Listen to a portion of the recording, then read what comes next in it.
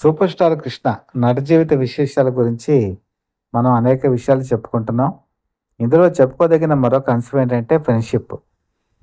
హిందీ మంచి నటుడైనటువంటి జితేంద్రతో తనకున్నటువంటి అనుబంధం గురించి ఈ ఎపిసోడ్లో నేను మీకు చెప్తాను.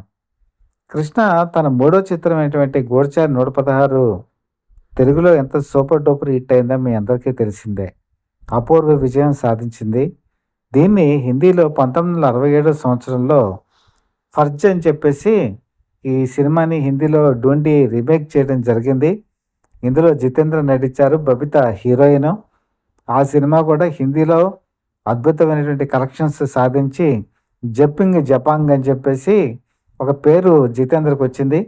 జితేంద్ర ఆ సినిమాలో అచ్చు కృష్ణ ఎలా యాక్షన్ చేశారో ఆ రకంగానే చేసి నార్త్ ఇండియా ప్రేక్షకుల్ని ఆకట్టుకోవడం జరిగింది. అప్పటి నుంచి ఏ సౌత్ ఇండియా మూవీ అయినా సరే హిందీలో తీయాలి అనుకుంటే అది జితేంద్ర వైపు మళ్ళేది. కారణం ఏంటంటే సౌత్లో మెయిన్ అప్పటికి తమిళ్ ఒకటి, తెలుగు, తర్వాత కన్నడం, మలయాళం ఇవన్నీ కూడా హిందీ సినిమాలు తీయాలని చెప్పి అనుకునేవి కావు.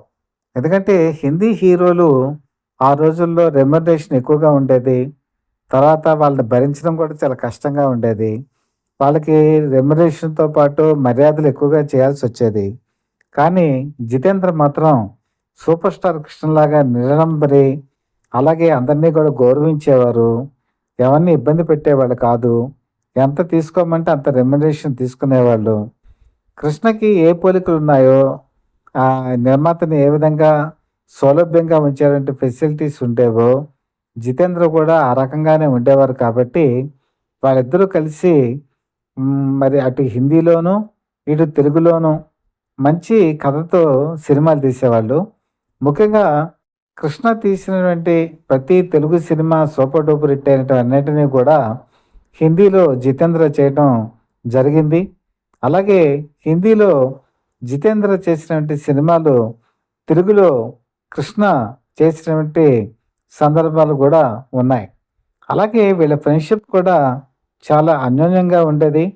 ఎప్పుడు మద్రాసు షూటింగ్ వచ్చినా కూడా వీళ్ళిద్దరూ కూడా కలిసి మాట్లాడుకునేవాళ్ళు, కలిసి మంచి ఫ్రెండ్షిప్గా ఉండేవాళ్ళు, అన్యోన్యంగా ఉండేవాళ్ళు.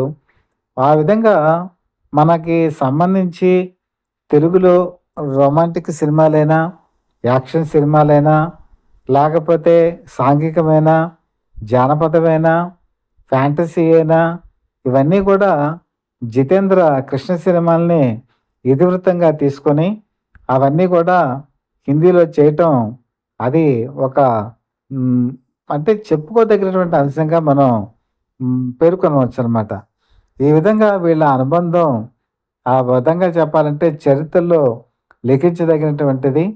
వాళ్ళిద్దరూ ఎంత అన్యోన్యంగా ఉండేవాళ్ళంటే వాళ్ళు పద్మాలయ బ్యానర్ మీద ఏ సినిమా హిందీలో తీసినా కూడా వీళ్ళే జితేంద్రని పెట్టుకునేవాళ్ళు.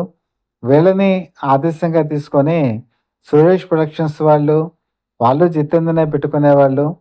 ఇలాగా మన తెలుగు సినిమాకి చాలా దగ్గరగా వచ్చినటువంటి జితేంద్ర కృష్ణని నేను ఆదర్శంగా తీసుకున్నాను, కృష్ణ నిర్మాతకి దగ్గరగా ఉండటాన్ని నేను ఆదర్శంగా తీసుకున్నాను, నిర్మాతలతో ఎముకబుల్గా ఉండటాన్ని నేను ఆదర్శంగా తీసుకున్నాను అని చెప్పడం అది కృష్ణకు ఉన్నటువంటి గొప్పతనాన్ని సూచిస్తుంది. కృష్ణ పాతాళ భైరవి అయినటువంటి సినిమాని విజయ నాగిరెడ్డి వాళ్ళ దగ్గర నుంచి తీసుకొని అని హిందీలో తీసినటువంటి విషయం మీకు అందరికీ తెలిసిందే. జితేంద్ర వాళ్ళ అమ్మాయి ఏక్తా కపూర్ యాక్చువల్గా ఈ సినిమాని హిందీలో చేయాలని చెప్పేసి ప్రయత్నాలు చేశారు. దాన్ని హృతిక్ రోషన్తో తీద్దామని చెప్పేసి కొన్ని ప్రయత్నాలు కూడా జరిగాయి. కృష్ణ కూడా ఆసక్తి చూపించారు.